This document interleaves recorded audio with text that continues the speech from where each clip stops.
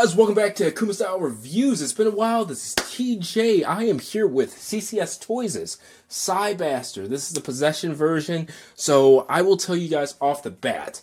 This one, right out of the box, my front runner for Toy of the Year. It is absolutely incredible, and it makes me look forward to seeing what some of these other companies do with their Super Robot Wars licenses. So, if you're not familiar with Super Robot Wars anime game series, you can Google that. But Cybaster, one of the main mecha from those series, and it is awesome. It's good to see this in person. It looks a lot better in person than on the promo pics, which look fine within themselves and stuff like that too. But let's go ahead and get this going. So what we're going to do is go over what comes in the box. We'll go over the figure and its gimmicks, like articulation, lights, things like that. Go through all the accessories attached to the figure, and then we'll look at its Cyber mode. This thing does actually transform, and that's pretty cool too. So what's in the box? Cybaster, a variety of hands. So he comes with hands that have articulated fingers on them. These are both ones that are to hold his big sword over here. He has these two little mecha I'm not the most familiar with, like the Super Robot Wars games and stuff like that. I've played them, but it's been years. It's been years since I've actually watched anime and stuff like that. But these are like two attack drones that it has. It has these effect pieces, as well as these. These are effect pieces for the drones, and of course the instructions. This is a spudger tool.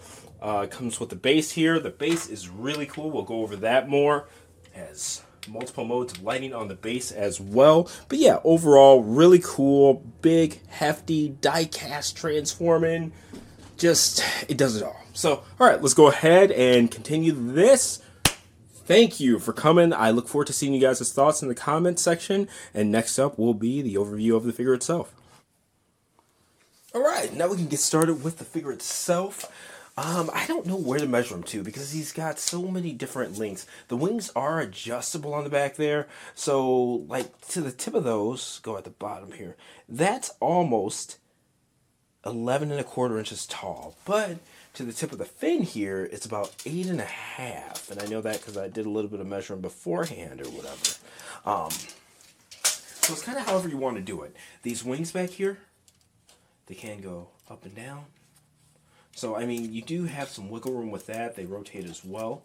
Really quick, I do want to go over his light gimmicks. Now, I will say, I am not the best at balancing him. I've got him pretty good, but the lack of real heel support, and it's not a problem with the figure, it's a problem with the design of the mecha itself. It has these upwards back claws or whatever. They go out and become claws for its bird mode, but while in its base bot mode or whatever, they're supposed to be up. So he doesn't have that heel support, especially touching the ground, like a lot of mecha do. And it's unfortunate, because outside of that, like, design-wise, it's pretty killer. Now, one thing I talked about on the Flame Toys Rodimus review that I just put up not too long ago was the lack of just exterior buttons for activating the lights on figures. This fixes that. So every single one of these, boom, boom, boom, boom. And on here, this back fin actually works as a switch. So let's see. There we go. And then just use the spudger tool. And it's not a very hard press, but it's hard enough to where you don't feel like it's like touch activated and you're just going to accidentally rub over them and like activate the lights, burn out the batteries and stuff like that. I believe these are LR521s. And I have to read through the instruction, but it actually comes with all the batteries pre-installed, just with a little slips of paper. And another nice convenient part about this guy is none of the like batteries, if you need to replace them, none of them need like a screwdriver or anything like that. They're all little slide out plates. Some of them are like bare exposed. Like, for example, look at the gauntlets here. These have lights too. This cover comes off. When we do his possess mode, I'll show that. But like right there, the battery's just there. Alright, let me get this back on. Okay, cool. So there's that. Well, I'll turn that off first. Boom, boom, boom, oh, boom,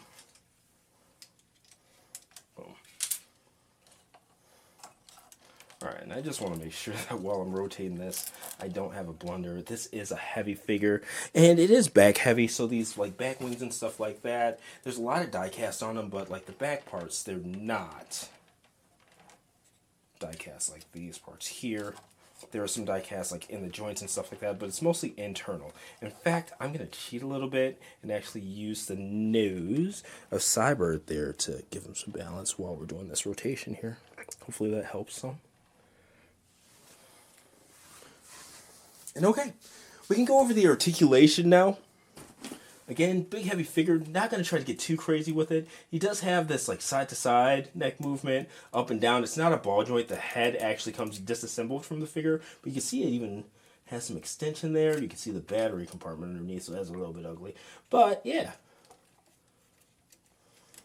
side to side. And the only reason it doesn't like full 360 is because its chin actually meets this collar of his here. All right.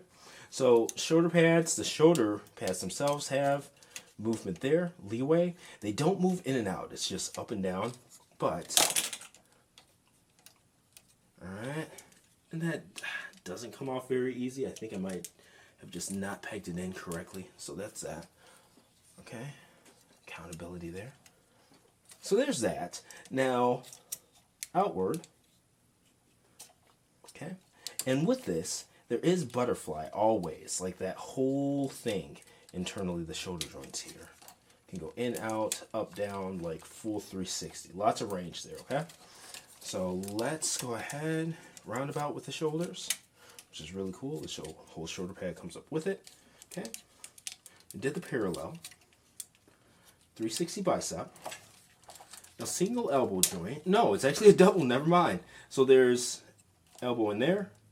And then this whole thing right there goes. All right, so let's do that again. Boom, boom. All right, I'm going to zoom in on the hand here. See if I can't. Okay. Brighten that up best I can. So there is rock. 360 rock in the wrist. Got to watch it, that shoulder gauntlet.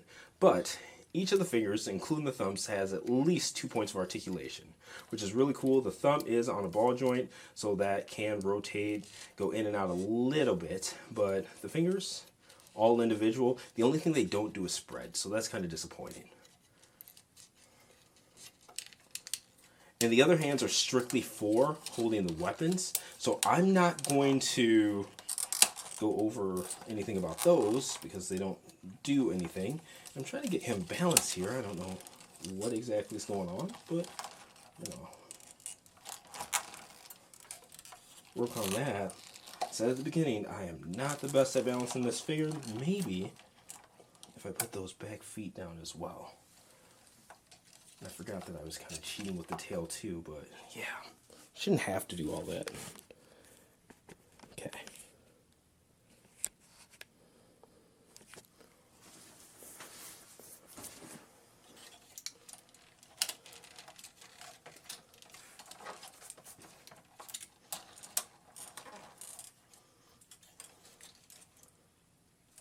One over the head, one over the arms. Now the waist, back bend, ab crunch. Now there is kind of like a swing joint underneath that could be used to give him more like faux ab crunch. I'm not going to mess with that. That's not the most stable joint, and it's used for the transformation. It's right here. But again, I'm already not the best at balancing this figure, so as much as I'd live to give as much crotch thrust as possible, I also have to know my own limitations too. Okay. So that's the ab crunch. The waist articulation is this is a plate, and that plate actually comes out because the battery compartment's there. But then these actually move out of the way. All right. It's got 2 on the front, 2 on the back. And the articulation is actually at the waist. It can 360, but where this chest plate meets this, and I know it's a bit sloppy, but I mean, I gotta show you guys what you're working with, and that just pegs right back in. And of course I make it look harder than it is. That's how it goes. Alright, so there's that. What's that? But yeah, so you don't want to go too crazy with the waist articulation there. Now, in terms of the skirts, these move outwards a little bit. This can move kind of up and down. I haven't transformed this guy yet, so that's more.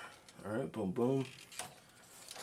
And these back plates don't really move out much, so we'll see what we can do with what we got, okay? So there's front swing. See, that popped off. Back swing. And I'm not going to mess with it any more than that, all right? Yeah, that's kind of how it goes. So it does 360 there. Of course, I am just going ham with popping things out. Now, I don't know if this is my copy or everybody's, but this left one, it pegs into the foot at the ankle. And for the most part, it's pretty fine. But occasionally, it does just come out. Like right now, it's pretty snug. But I'll be like fiddling around with it. And all of a sudden, it's just out. So I don't know. Again, I don't know if that's a user error thing. Or a my copy thing. Or a widespread problem thing. But that one where this one's fine. And like I said, maybe it could have been I didn't press it back in hard enough. Because right there seems really stable. But, Alright, so I'm looking at the knee articulation here. Okay. What's that? And it does have that animation there as well, in there. And we went over ankles,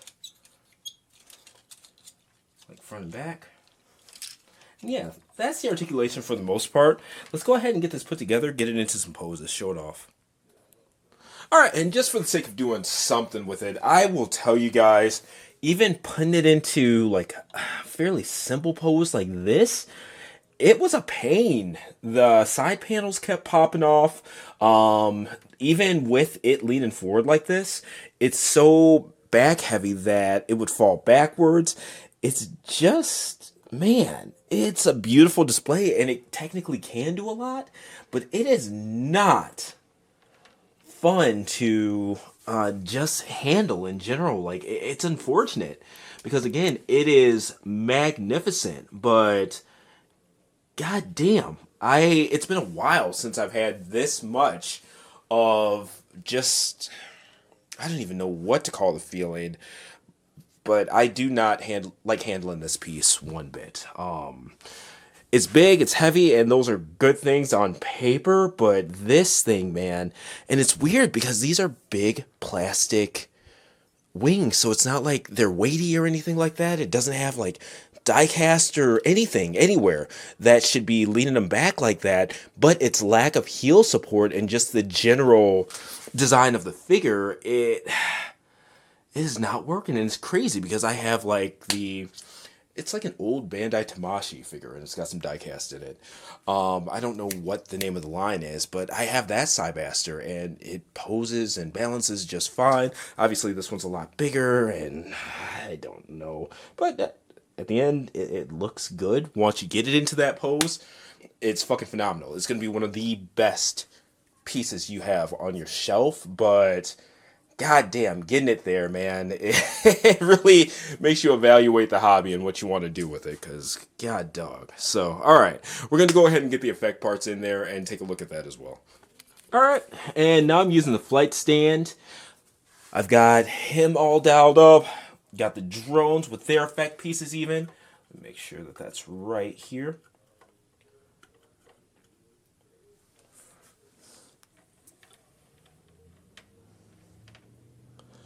And one piece of advice when adding the effect parts, it's really easy. Magnets, pegs, But with these ones, it seems like they want to fall out. But these back calf pieces, make sure to read the instructions. You push up a little bit on these, it naturally starts to rise. And then you can just take the calf piece to pull it up and lock this into place. So if you have any problems with that, just remember that. Alright. Let me zoom out some so you guys can see the back too. And these wings, they do expand. And you can see here the gauntlets that I was talking about, they're lit up as well. Now, I will say, in terms of handling, this very simple pose, and I'm not talking about the effects and stuff like that, literally getting him posed into place to stand and stuff like that, took around 20 minutes. Handling this thing, again, it's not fun.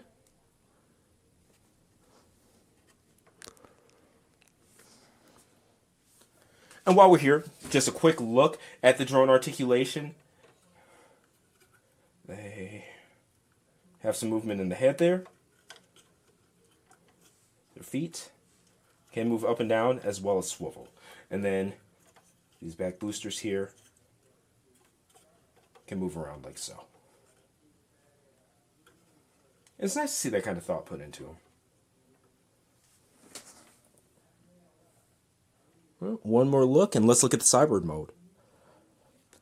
And all right, here it is, the Cybird mode. Let's go ahead and turn off these lights. And one thing that I did realize is that these lights are actually timed. I haven't measured exactly how long they're for, but they have their timer, so that way you don't waste battery or anything like that. And I dig that quite a bit. Now, let's go ahead and measure the length of this guy.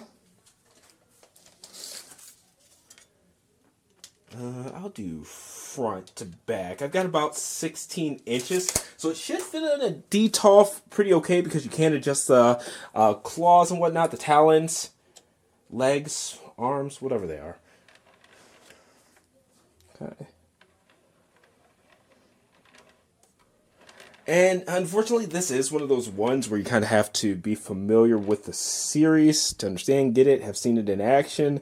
And I think that helps because aesthetically, believe it or not, this is actually really well done. One of the better Cybird modes I've seen, but just the design in general is jank. If you're a Transformers collector, think about it like a Cybertronian mode or whatever. I'm just adjusting the legs so it's more symmetric. Okay. But I mean, it very much so is what it is. You know, you do have some articulation there. That top talon, it has more articulation than the others. The others just swing. This one actually has an opposable, like, finger. Let me see where the button on this guy's at. Show off this a bit, too.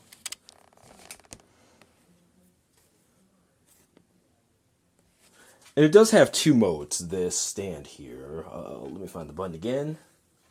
Button is black. I like that it blends in. I guess it wouldn't help because it's on the other side anyway.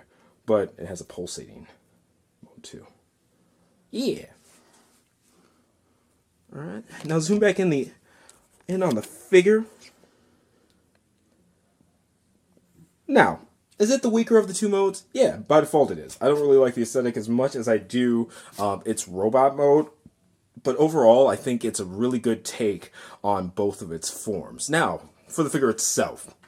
This is tough, because I know I started this review like 12 of the year, blah, blah, blah, and I was really smitten with it out of the box. But after doing this review and actually having some handling time, I can't put it there. And I hate backtracking on what I say, but I gotta be honest with you guys. It's definitely not my figure of the year. Will it be my display piece of the year? Absolutely, bar none. But at the end of the day, it is a figure, not a statue. And ease of use is a thing that matters to me personally. It may not matter to you, but this is my review, so I'm sharing my thoughts. One of the most attractive things about previous CCSToys offerings was the fact that they were big, die-cast, super articulated, but they also had a good ease of use, which companies like Flame Toys and whatnot just don't have. This is definitely the most dynamic of their offerings, the most intricately engineered, and I understand, especially being a higher end piece, that there's a certain amount of, I guess, playability that you forfeit for some of the doodads, but like the panels popping off, this and that, it is just not where I would like it to be, even for a high-end collectible, because at the end of the day, it's still a toy, an action figure, an articulated figure, and not a statue. As beautiful as it is in both modes, when you have to take 30 minutes just to get it from like one basic pose to another basic pose, you know, man, that's a hard pill to swallow. Also, in terms of display, The balance issues. I don't understand what makes this so back heavy with the back pieces not being die cast and like weighty and stuff like that. And it doesn't have the heel support, but nothing just optics wise looks like it should be as imbalanced as it is. But frankly, I won't even be displaying this toy in a detolf without it being connected to the stand. And it does have a shorter one too, so that you can just have it planted on the base, like not flying, no flight pose or anything like that. So that's another thing. You know, if I get something big, I get something high quality, I want to be able to put it on display, not really have to have a stand on display as well, because I think that takes away from the display if it's not like a flight pose or something like that, you know? Especially if it's not something where it's like a weapons base or, you know, really adds to the display part of it or whatever. It just makes the figure look unstable when you have it by itself, but unfortunately this figure is unstable. I will give more thoughts in writing on the written review, which should be up within the next day or two on kumastyle.com along with the gallery. But for now, it's a very, very, very nice figure. Give you guys some of those. You just saw it time out, so if you guys were timing it, you know how long the lights stay on for. But yeah, extremely nice figure, and I do think it's well done, but you have to take that playability into account, and it's just not there. So I think it's one of those ones where it's like buy at your own risk. I love this figure personally. The reward of getting it from point A to point B, whether it's like mode to mode, pose to pose, it's well worth it in the end. But let's be real, I hardly even have time to review, let alone sit there and play with toys for 30 minutes to an hour at a time. Life has just changed, and I'm sure if you're watching this, you're an adult collector with an adult life and things to do. So again, take it into account. Let me know what you guys think in the comments. Like, share, subscribe, and I'll see you next time.